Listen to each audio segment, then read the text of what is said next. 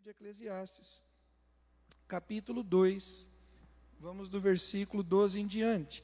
Para você que não estava nos estudos anteriores, nós temos entendido porque há correntes diferentes, há propostas diferentes sobre a autoria do texto de Eclesiastes.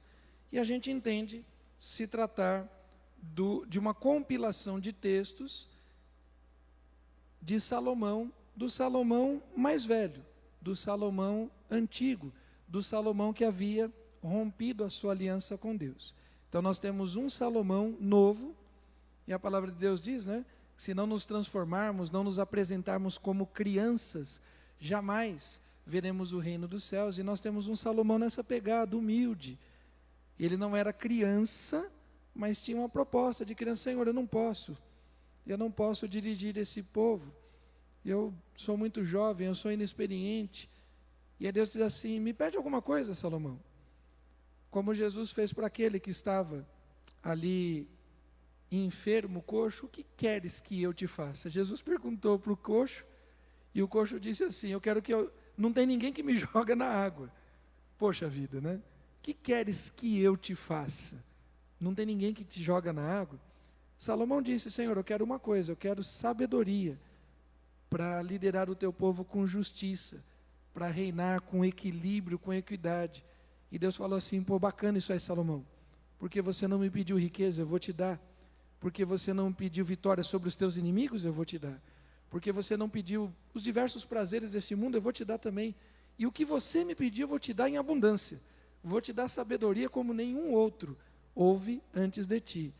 Esse era o Salomão novinho, que vai dizer assim que o temor do Senhor é o princípio da sabedoria, do conhecimento, que os tolos desprezam. Esse é o Salomão novinho.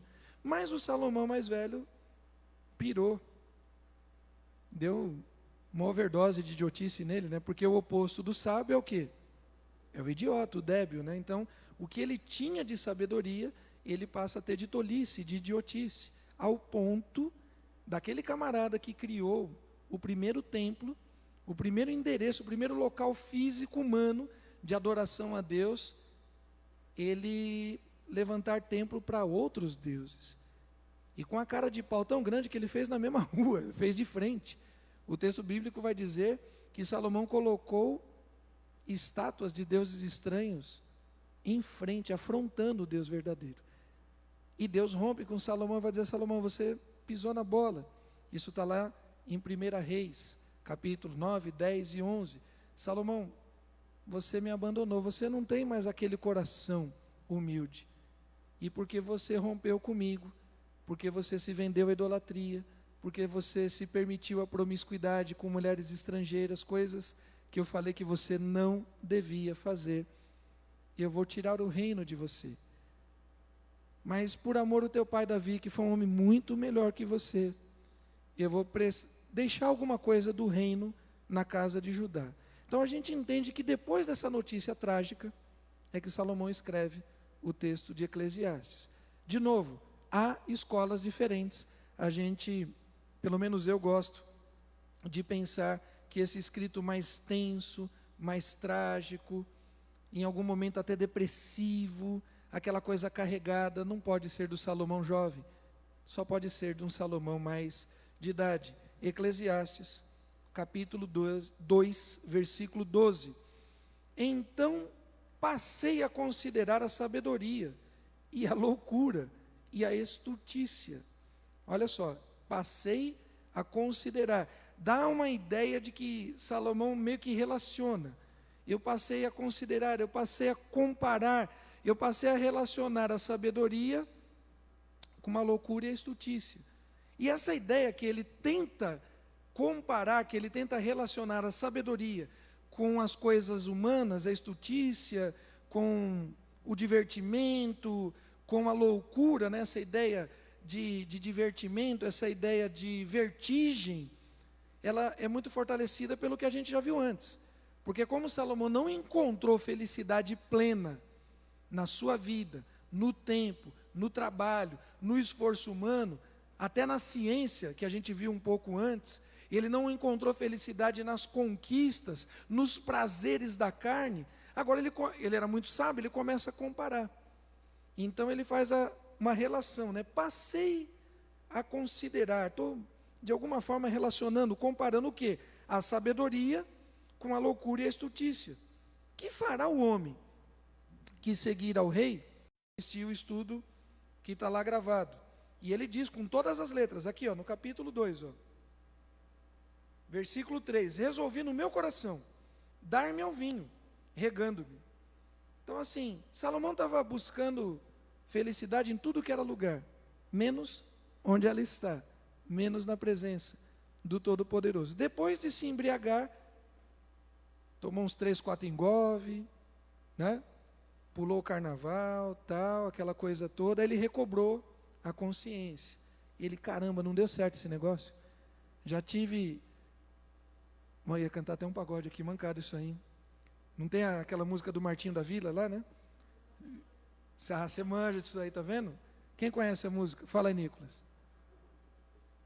Bom, mas tem a música do Martinho da Vila, que fala que já teve todas as mulheres de todos os tipos. Salomão foi assim. Ele experimentou de tudo. Ele experimentou de tudo.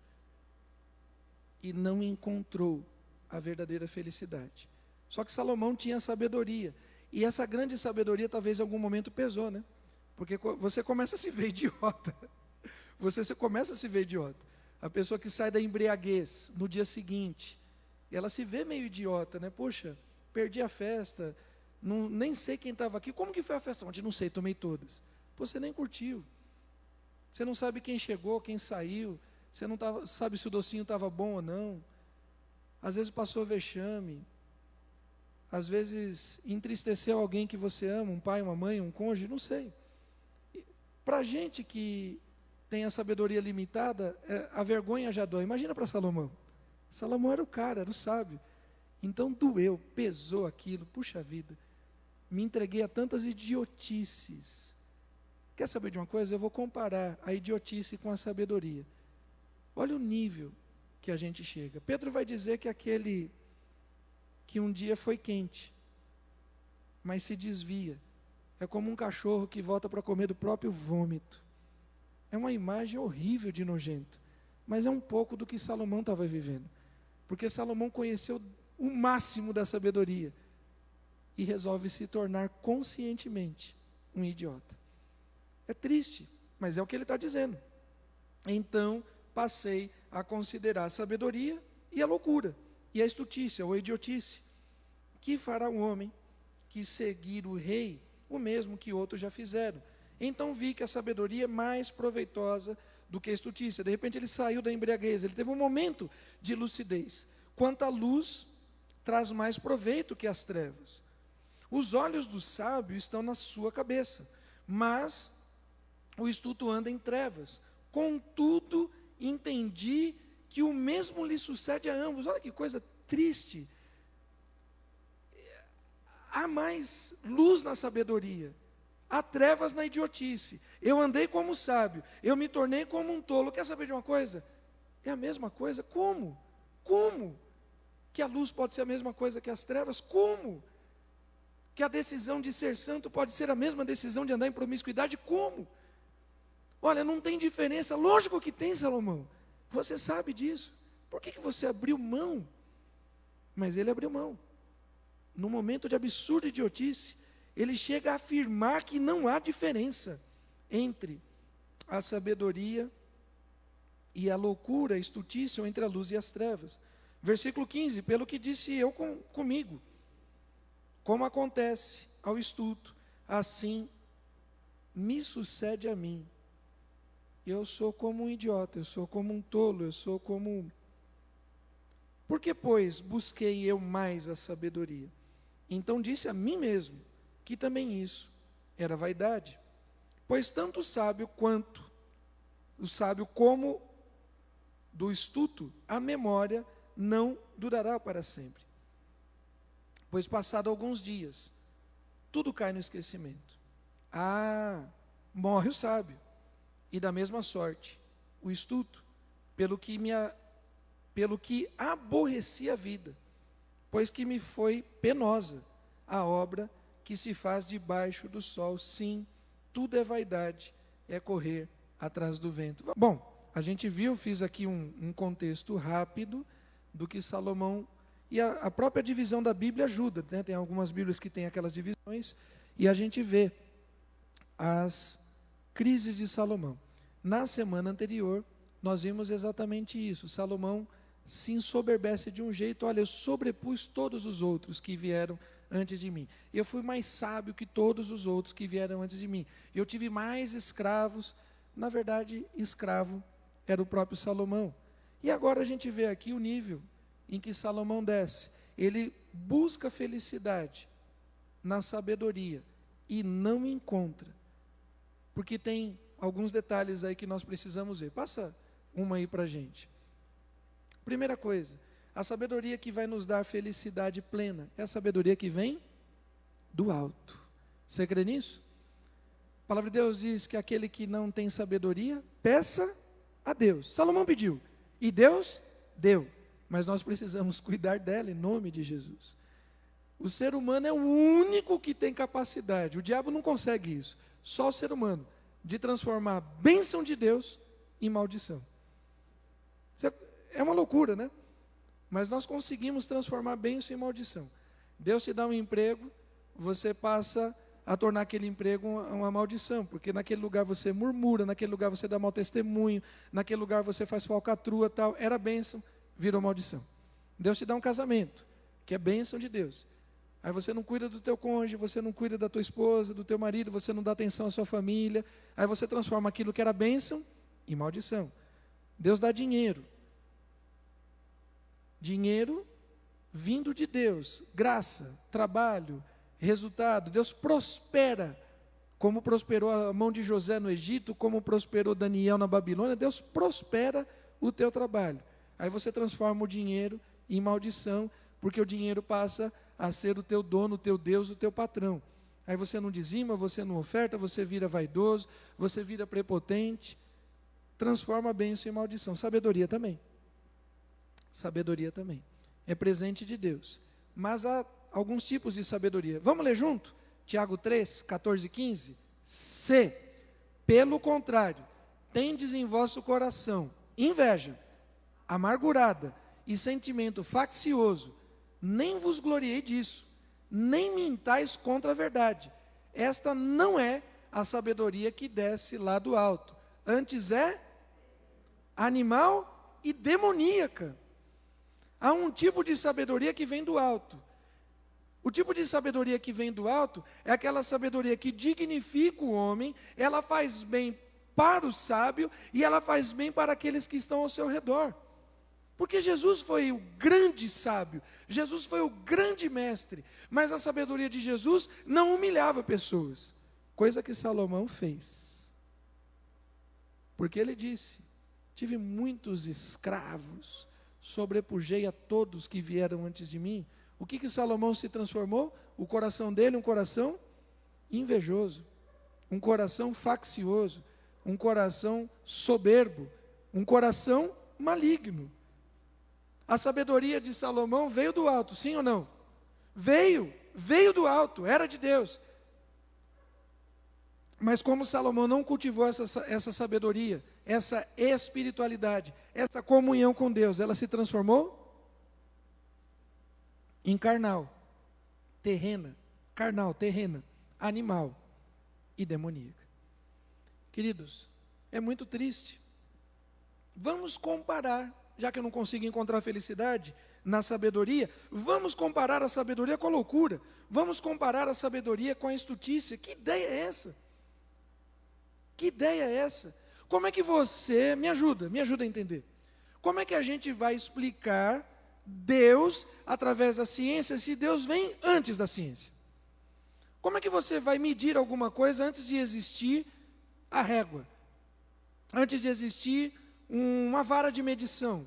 Como é que você mede alguma coisa antes de existir os centímetros, os metros, os quilômetros, antes de existir as unidades? Como é que eu mensuro a eternidade a partir do tempo? Como é que eu mensuro, como é que eu descrevo, como é que eu explico Deus a partir da minha limitação? Como falar do santo se eu sou pecador? Jó, nesse sentido, foi muito mais sábio que Salomão. Porque Jó vai dizer, e Paulo repete no Novo Testamento, quem primeiro deu a ele um conselho? Quem explicou alguma coisa para Deus? Quem primeiro deu para depois receber? Como é que Salomão quer, através da estutícia, através da loucura, através dos valores humanos, a palavra loucura, ela tem um significado, aqui o nome, eu não vou saber a pronúncia correta, né? No dicionário Strong é 1947, rolelá, ou algo parecido com isso. Mas a palavra loucura significa insanidade. Ele pega a loucura mesmo, ele é insano, querendo comparar Deus com qualquer outra coisa. Israel já tinha, em algum momento, talvez até por ter aprendido isso com Salomão, Israel faz isso adiante. Porque lá no texto de Isaías, o profeta vai perguntar assim, a quem vocês me comparam agora? Vocês já me compararam com tudo, né? Já fizeram todo tipo de estátua, todo tipo de imagem, já me compararam com Baal, já me compararam com isso, já me compararam com aquilo. A quem vocês me comparem agora? Levantem os olhos, olhem para cima. Quem fez todas essas coisas? Me dê uma resposta. Quem fez todas essas coisas? E o próprio Deus diz, aquele que faz sair todas as suas estrelas, todas as estrelas, todas bem contadas, e chama elas pelo nome. E por ser grande em força e forte o seu poder, nenhuma delas vem a faltar. Como dizes tu, Israel e Jacó, que Deus não sabe, não conhece a minha dor, não sabe do meu direito? Não sabes, não ouviste que o Deus, o Eterno, o Criador dos confins da terra, nem se cansa, nem se fadiga? São insondáveis os seus pensamentos. Mas nós queremos explicar a Deus e queremos questionar as questões de Deus. Há tipos diferentes de sabedoria.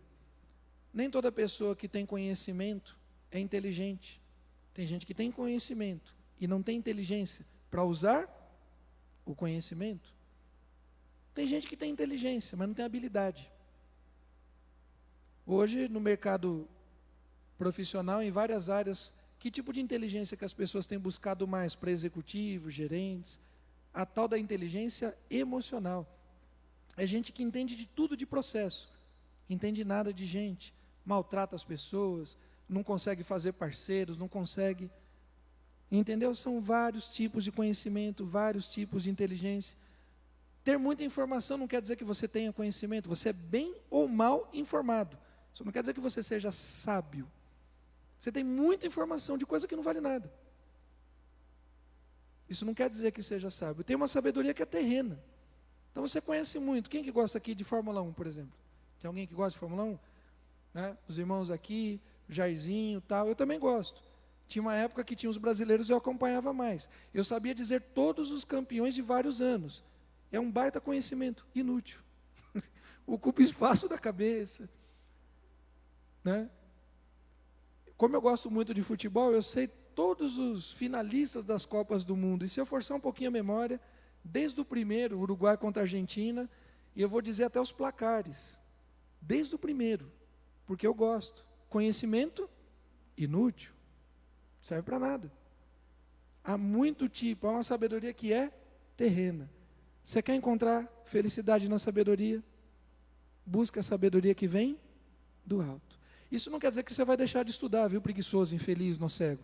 Vai estudar, vai ler, vai pesquisar. Ah, mas na Bíblia está dizendo que se eu pedir a Deus, Ele dá. Para preguiçoso, não. Pode tirar o cavalinho da chuva. Vai estudar, vai se aprimorar na sua área de conhecimento, na sua área de atuação. Você vai se tornar bom em alguma coisa, certo? Vai. Mas é uma sabedoria terrena. Só que tem uma sabedoria que é pior, ela é animal. Tem uma outra que é demoníaca. A sabedoria demoníaca é aquela que não dignifica nem a pessoa e nem o próximo. Tem gente que se julga mais sábio que os outros, e de alguma forma ela humilha o outro, ela segrega o outro. Isso não é uma sabedoria que vem do alto. A gente viu nesse período de pandemia mais intenso, aquelas famosas frases, quando um guarda, uma balconista, um atendente, um caixa, ia chegar assim, por favor, põe a máscara para entrar no estabelecimento, e a gente viu muita gente dizendo assim, com quem você acha que você está falando? eu sou advogado, eu sou político, eu sou promotor, eu sou engenheiro, você é um otário, você é um idiota, que não respeita uma pessoa que está te dando uma orientação simples. Se você não tem capacidade de ouvir uma orientação simples, todo o teu conhecimento não serve para nada. Me parece que Salomão chegou nesse tipo de idiotice. Com dor no coração eu falo isso. A verdadeira sabedoria não é aquela que só se limita a fazer as melhores perguntas. A filosofia tem essa proposta, né? De ser a ciência, o estudo das perguntas. Mas a verdadeira sabedoria, ela gera respostas. Muitas perguntas, muitas dúvidas, muitas inquietações levaram Salomão, talvez, a um ambiente de trevas. Mas de tal ponto de trevas, que Salomão consegue confundir e colocar no mesmo pé de igualdade o sábio com o idiota, a luz com as trevas. E querido, não tem nada nas trevas que possa se comparar com a luz. Olha que nível de dor e de tristeza em que Salomão estava. A sabedoria dele tirou a sua dignidade diante da luz. Mas o texto vai continuar, fica com a Bíblia aberta aí. Versículo 14, a gente já falou, né? Que ele acha que as coisas estão iguais, luz e trevas, sábio e idiota, astuto. Versículo 15, pelo que eu disse comigo, como acontece ao astuto assim, sucede a mim, no caso ao sábio, né? Porque, pois, busquei eu mais sabedoria. Então disse a mim mesmo que isso era vaidade, pois tanto o sábio quanto o astuto, a memória não durará para sempre. Pois passado alguns dias, tudo cai no esquecimento. Olha que vida melancólica. Salomão olha para tudo que ele tinha feito e vai dizer assim, quando eu morrer, as pessoas não vão mais lembrar da minha sabedoria, não vão lembrar mais das minhas palavras, não vão lembrar mais dos meus provérbios, não vão lembrar mais dos meus conselhos. Eu dei conselho para tanta gente, eu recebi a rainha de Sabá, eu recebi o pessoal que vinha de outros lugares, passa mais um aí para a gente, eu dei tantos conselhos, e isso vai morrer comigo. Querido, conselhos humanos ficam mesmo, porque tem coisas que só valem para uma geração. Teve um momento que a melhor coisa que um trabalhador comum podia fazer para crescer era guardar dinheiro na poupança. Os irmãos mais antigos aí, lembra disso, Leroy? Ó, Leroy, hein? Lembra disso aí, Rui? Guardar dinheiro na poupança. Não era isso que a gente ouvia quando era criança? Tinha um cofrinho, né? Todo mundo era palmeirense, todo mundo tinha um porquinho em casa. Né, Jairzinho? Você tinha porquinho em casa? Verdinho, bonitinho? Não? Todo mundo palmeirense tinha um porquinho em casa. O mundo era mais feliz. Todo mundo guardava dinheiro no cofrinho. Né, Nicolas? Hoje em dia, se você guarda dinheiro na poupança, você está perdendo dinheiro. O dinheiro, ao invés de estar crescendo, está diminuindo. E aí as pessoas que têm habilidade vão te indicar. Eu queria muito aprender esses negócios, mas primeiro precisa ter dinheiro para investir, né? É uma coisa complicada. Mas Salomão está dizendo assim, olha, o que adiantou eu fazer tudo isso? O que adiantou? Tantos conselhos, tantas falas, se vai morrer comigo. Triste você pensar, mas não é assim com as coisas do Senhor. Salmo 102, 18 e 19, podemos ler?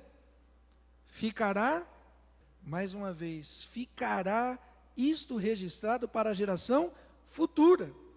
O que nós estamos fazendo agora, esse momento de louvor, esse momento de clamor, esse momento de intercessão, essa leitura da palavra vai ficar registrado. E quem vier depois da gente vai adorar a Deus por nossa causa.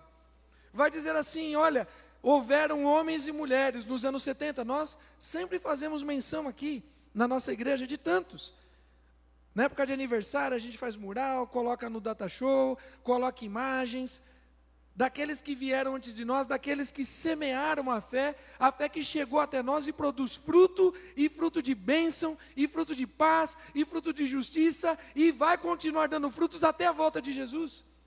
E Salomão vai dizer assim, olha, tanto eu como o tolo, se morrer não vai sobrar nada da gente, não. A nossa memória, ela é abençoada e abençoadora. É verdade, tudo passa. Até o sábio passa, mas a palavra de Deus permanece para sempre. Salomão fez um templo, fez palácio, tudo isso aí passou. Pouco tempo depois dele, 400 e tanto, 500 anos depois, os babilônicos vêm e destroem tudo. Não sobrou literalmente pedra sobre pedra. Mas e o que nós fazemos, queridos?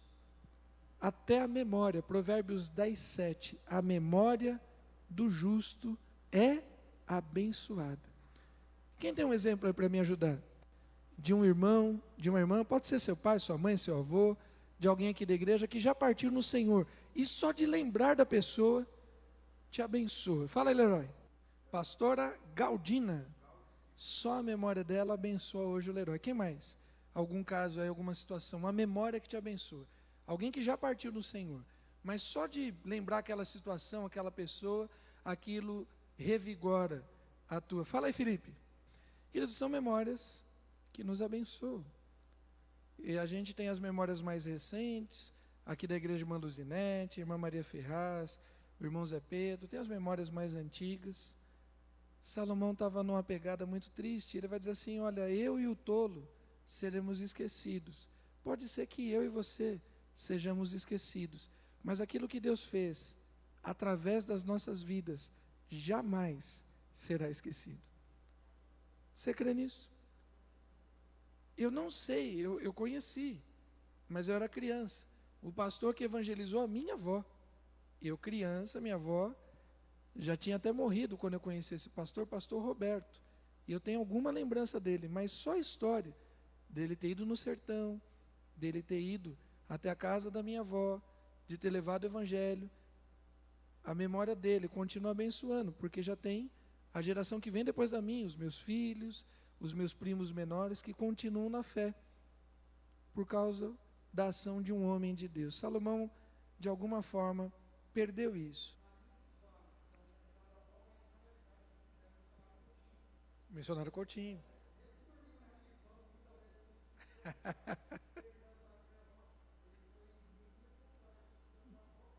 Glória a Deus, verdade. Coutinho tem uma história muito importante nessa vizinhança, né? Glória a Deus, memórias que abençoam. Queridos, o que vai ficar registrado? Ficará isto registrado. O que é esse isto na minha vida? O que é isto na tua vida? Eliseu foi um personagem fantástico da Bíblia. Eliseu foi aquele camarada que pediu só o dobro do poder de Elias, só isso. Elias foi o primeiro camarada que orou por um defunto. A gente tem outros momentos que alguém estendeu a mão e levantou um defunto, mas o primeiro a fazer um trem desse foi Elias, ninguém nunca tinha feito. A gente hoje, todos nós com algum nível de dificuldade, arroxo salarial, inflação, você ora, você compra o seu mercado e você ora, Deus abençoa, para que chegue até o final do mês. E dentro das nossas dificuldades a gente vê Deus multiplicando. Mas o primeiro a orar para multiplicar a matéria foi Elias, para que multiplicasse o trigo, a farinha e o óleo. Ninguém jamais tinha feito isso. E Eliseu fala, eu quero 2 vezes o que esse camarada tem. E quando você tica na Bíblia, se você quiser, faz isso em casa, pega a quantidade de milagre de Elias e tica, 1, 2, 3, 4, depois tica de Eliseu. Quando você olha, foi exatamente o dobro. Só que tem um a mais. Eliseu fez um a mais. Porque Eliseu levantou um defunto depois que ele, Eliseu, já estava morto. A memória do justo continua gerando vida e vida em abundância. A memória da irmã, da pastora Galdina, continua. Porque em algum momento que a fé do Leroy enfraqueceu, ele era o defunto, bateu. Em algum momento, a fé do Felipe bateu ali na Luzinete. Em algum momento, a fé do Jairzinho bateu. Nós somos esses defuntos que, vez por outra, somos levantados.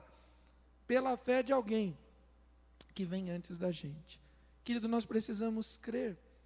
A palavra de Deus diz, e a gente canta, não sei se cantar hoje, que eu cheguei aqui correndo, mas nós cantamos aqui até 1000 gerações. A bênção de Deus, ela passa pelas nossas vidas e ela vai se multiplicando. Até 1000 gerações. A ira do Senhor, ela dura pouco tempo, mas a sua graça, a sua misericórdia não tem fim, não tem limite. Porque Salomão estava nesse momento, tinha rompido a aliança com o Senhor, a bênção dele não se multiplica, porque o reino racha no seu filho, na primeira geração, em Roboão. E a gente só vai ver novos reis se levantando na presença do Senhor muito adiante. Queridos, Deus tem nos dado a cada dia, literalmente uma folha em branco, para que a gente registre coisas. Isto ficará registrado. Registre algo na vida do seu cônjuge, registre algo na vida do seu pai e da sua mãe, registre algo na vida dos seus filhos, registre algo na vida dos seus irmãos, registre algo na sociedade, para que as pessoas, quando eu e você partirmos, lembrarem de Cristo Jesus nas nossas vidas. Talvez muitos vão lembrar do time que a gente torcia, vão lembrar os candidatos políticos que nós votamos. As pessoas precisam lembrar de Cristo nas nossas vidas. O palácio e o templo de Salomão caíram, mas a palavra do Senhor permanece até hoje. Para terminar, a gente falou de bênção e também de legado, uma espécie de continuidade. Mateus 6,19, vamos ler? Não. Tá ruim, hein, meu? Vamos de novo. Não acumulei para vós outros tesouros sobre a terra, onde traça nem ferrugem corrói, e onde ladrões não escavam nem roubam, porque onde está o teu tesouro, aí está também o teu coração. Volta lá no texto. Aqui no versículo 12, essa pequena sequência que a gente está fazendo, ele abre dizendo assim: que fará o homem que seguir o rei? Eu fiquei meio encafifado com isso daqui. Ele está comparando, a sabedoria que não deu o sentido de vida pleno nele. Pelo contrário, a sabedoria gerou tantas perguntas, gerou tantas dúvidas. O filósofo ficou tão bolado que ele estava ali meio que no mundo cinzento, cheio de angústia. Quanto mais a gente conhece das coisas humanas, mais angustiado a gente fica. Isso não quer dizer que você não deve estudar. Vou dizer de novo, sim, você deve buscar conhecimento. Mas quanto mais a gente estuda, mais a gente descobre que o nosso corpo é frágil. Quem faz medicina, Quanto mais a pessoa estuda de medicina, mais ela descobre todas as doenças que eu nem sabia. A gente tem 1 zilhão de micróbios, de bactérias no corpo e tal, não sei o quê. Tem algumas que são boas, outras que são ruins.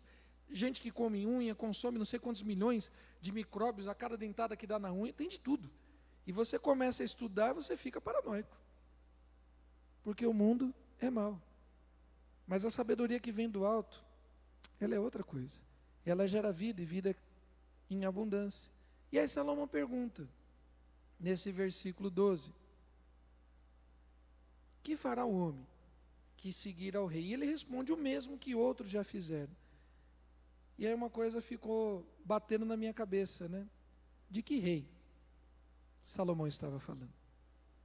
Que fará o homem que seguir o rei? Não era de Davi. Porque Davi termina a vida de uma maneira muito diferente deste momento de Salomão. Davi termina a vida em alta. Davi está no meio da batalha. Davi está separando recursos para... Davi tinha sonhos. Eu quero construir um templo. Deus falou, você não. Senhor, deixa. Não, você não. Aí ao invés de Davi ficar boladinho, sair da igreja, brigar com os irmãos, aquelas coisas que eu e você normalmente fazemos, sabe o que Davi fez? Não vou ser eu? Pode ser meu filho? Legal, eu vou ajudar ele. O intento de Davi era grandioso e Deus não deixou ele fazer. Só que Davi colocou tudo na mão do seu filho. O fim de vida de Davi foi melhor do que o fim de vida de Salomão. Então não deve ser desse rei que ele estava falando. Eu acho que Salomão estava falando de outro rei. Talvez Salomão estivesse falando dele mesmo. Que fim, que proveito, que fará o homem que me seguir? Para onde você está indo, querido? Se as pessoas seguirem você, vão chegar aonde? Que fará o homem que seguir o rei? E ele estava olhando para dentro de si mesmo. Na minha cabeça, ele estava olhando para a sua sabedoria, para as suas riquezas, para as suas posses, para os seus prazeres. Porque no texto vai dizendo várias vezes, Pensei comigo mesmo, parei comigo mesmo, refleti, é sempre ele com ele mesmo. Isso está desde o capítulo 1. Salomão literalmente tinha o rei na barriga. Querido, onde está o nosso tesouro? Aí estará o nosso coração. Põe, por gentileza, Atos 5, do versículo 35 ao 37. A quem nós devemos seguir? E quem está seguindo a gente vai para onde, querido? Quem está seguindo a gente? Você pode até não gostar do tipo da pregação nem do pregador, mas fala sério, aquela musiquinha é fantástica, Estou seguindo a Jesus Cristo, neste caminho. Me ajuda? Você conhece? Eu não desisto, estou seguindo a Jesus Cristo. Não vou, tá vendo? Os irmãos conhecem, né? Você pode questionar um monte de coisa, mas a mensagem é fantástica, do Romuildo, né? Do R.R. Soares. A mensagem é fantástica. Estou seguindo a Jesus Cristo. Paulo vai dizer: sede meus, como eu sou de Cristo. Querido, nós precisamos convidar as pessoas a andar conosco, se é que nós estamos no caminho certo.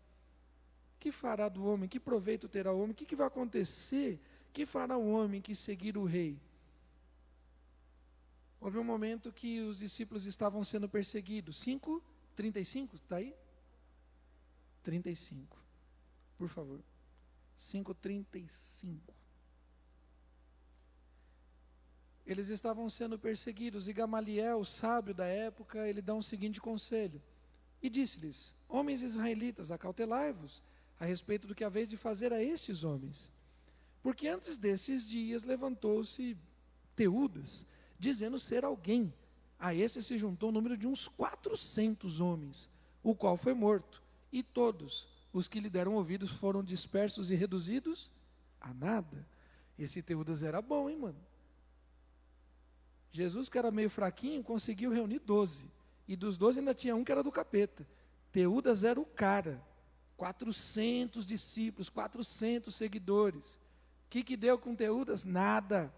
Depois desse se levantou um tal de Judas, o Galileu. Não tem nada a ver com Judas Tadeu ou Iscariotes, é o Galileu.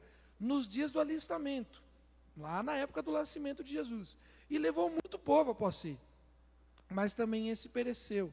E todos os que lhe deram ouvidos foram dispersos.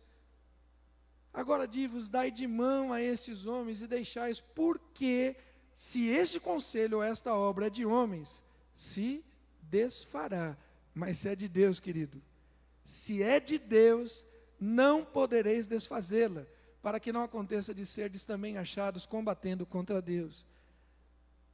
Você vai seguir que rei? Porque se você está seguindo a Salomão, as riquezas, a sabedoria de homens, quando essas coisas caírem, você que segue partido político, você que tem o seu malvado favorito, você que é besta, que passa tempo, perdendo o seu tempo, defendendo político na internet, brigando com o irmão, brigando com família, brigando no evangelho, você é tonto, querido, você é tonto. Salomão disse que era, pelo menos Salomão admite. Salomão é mais sábio, também nisso, que ele admite. Eu me tornei um tolo. Se você anda seguindo pessoas, nesse nível, você é tolo. Porque essas pessoas ficam, mas a palavra de Deus permanece para sempre. O que se fará do homem que seguir o rei? Bom, depende de que rei. Porque se seguir o rei dos reis e o senhor dos senhores, querido, se seguir o rei dos reis e o senhor dos senhores, nós, enfim, encontraremos a verdadeira felicidade. Porque a palavra de Deus é irresistível. Porque a palavra de Deus não volta vazia. Porque a palavra de Deus cumpre o que lhe apraz. Porque passará céus e terra, mas as palavras do Senhor não passarão jamais. Já que a gente está numa fase assim mais de canto, né? Hoje eu estou inspirado, hein? Essa fase, me ajuda aí. Você conhece, hein, Leroy? Essa você conhece. Ninguém detém obra santa. Ninguém detém, é obra santa. Me ajudem? Fala sério. Nem Satã, nem o mundo inteiro. Vocês estão devagar, mano. Ninguém detém. A obra é santa, querido, e ninguém pode deter. O que se fará ao homem que seguir o rei? Bom, depende do rei. Já anotaram os cânticos para a quarta que vem? Já fiz a lista, R.R. Soares, Luiz de Carvalho, Oséias de Paula. Isso, pode, anota aí. Né? Você manja, Nicolas? Nicolas manja nada. Sem cultura gospel. Ninguém detém, querido, é obra santa. Nem Satã, nem o mundo inteiro pode acabar. A obra do Senhor é determinada, é aquele que começou a boa obra, é fiel e justo para completá-la. Essa dor de Salomão tem tudo a ver com o momento de Salomão, mas não precisa ser a minha e a sua. Nós temos buscado conhecimento, sim, nós temos buscado sabedoria, sim, mas há uma sabedoria que traz verdadeira felicidade. Para terminar, último slide aí, o texto de Provérbios. Provérbios 11:30. Provérbios 11:30. O fruto do justo é árvore da vida, e o que ganha almas é o quê? Sábio. Você quer encontrar felicidade na sabedoria?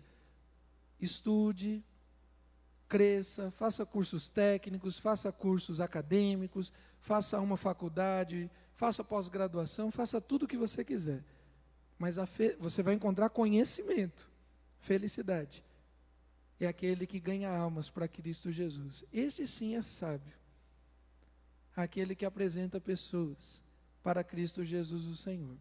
E a pergunta para a minha vida e para a sua, para nós terminarmos, é essa: você tem conquistado, você tem ganho vidas, casamentos, jovens, crianças, você tem ganhado vidas para o Senhor Jesus?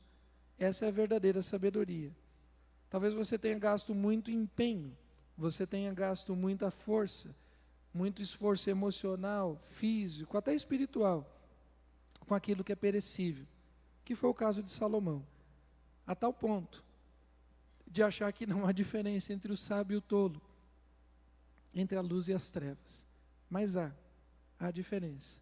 E quem um dia caminhou, quem um dia andou com o Senhor Jesus, jamais quer voltar para as trevas. Baixe sua cabeça um instante.